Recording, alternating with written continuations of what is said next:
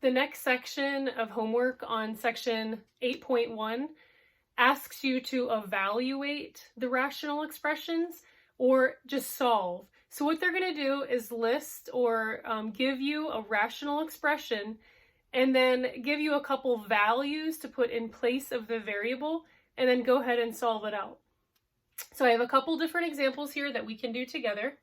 And again, this is the second part of section 8.1. So in our first expression, we have 4y minus 1 divided by 5y minus 3.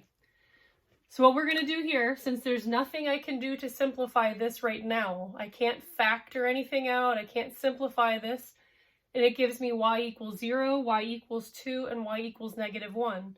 So I'm going to kind of just rewrite this and put the 0 where the y is, and then put the 2 where the y is, and then put the negative 1 where the y is.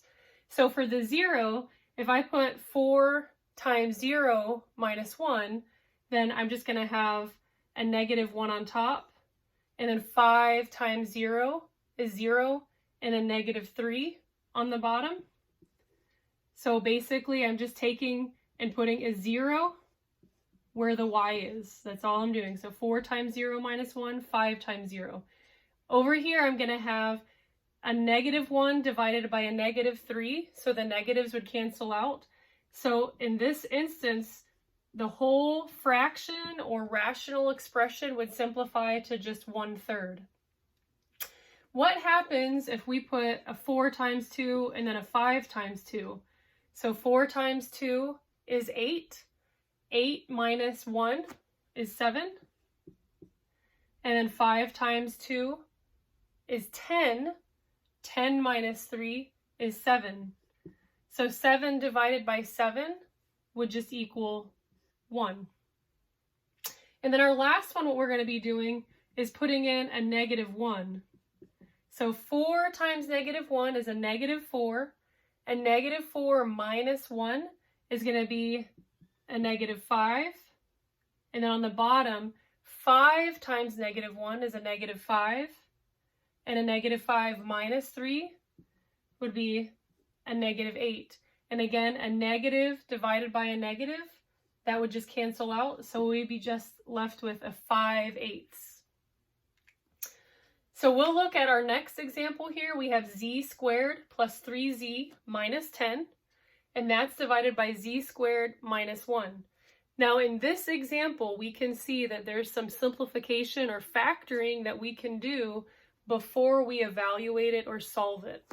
So I'm going to go ahead and erase this problem that I have right here. That way we have some room to work. And the first thing that I'm going to do is rewrite this in factored form. So on the top, I know that I have a z squared. So remember, when we're factoring a trinomial, we're going to have two sets of parentheses. So we're going to have a z on both sets. Our last sign is a minus sign, so that means we're going to have two different signs in the parentheses, a z plus and a z minus. And then we want to look at our factors of 10 and figure out which factor pair would give us a positive 3. So we know that a 5 and a 2 would somehow get us a 3. So if we have a negative 2 and a positive 5, that would give us a positive 3. So on top, I know that I'm going to have a z plus 5 and a z minus 2. So z times z is z squared. 5 times 2 is going to be 10. And then a plus 5 minus 2 would give us a positive 3. Now what about the bottom? Again, this is a difference of squares. So remember, a difference of squares is going to give us two sets of parentheses as well, where we take the square root of the first term, which is going to be z. That negative sign means we're going to have different signs. And then take the square root of the last term. So 1 times 1 will equal 1.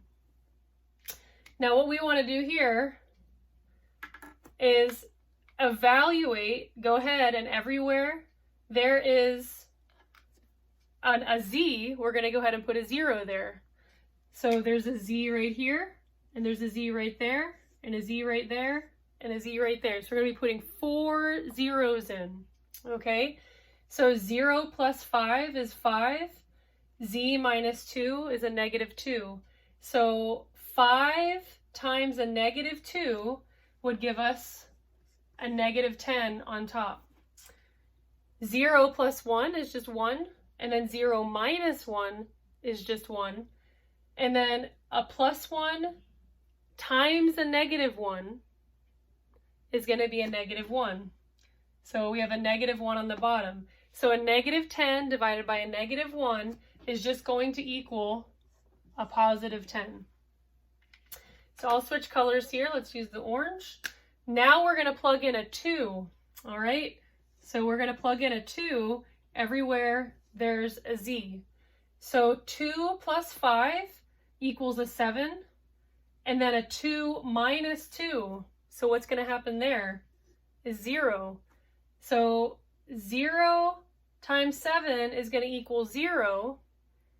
And what do we know is going to end up happening? It doesn't even matter what the bottom is at this point, because if there's a 0 on top, 0 divided by anything is just going to equal 0. And then our last one, we're plugging in a negative 2. So we're going to use a negative 2 everywhere there's a z. So a negative 2 plus a 5 is going to be a positive 3. So put that out here. And then a negative 2 minus 2 is going to be a negative 4. So we have 3 times a negative 4, which is going to be a negative 12. On the bottom, we have a negative 2 plus 1, which would give us a negative 1. And then a negative 2 minus 1, which would give us a negative 3. A negative 1 times a negative 3 is going to give us a positive 3. But we can go ahead and simplify this further. A negative 12 divided by a 3 would just give us a negative 4. So for the evaluation or solving, you're just basically taking that value that they're telling you to put in for the variable and then just solving it, because at that point there will be no variables at all in that rational expression, and you can simplify it all the way down.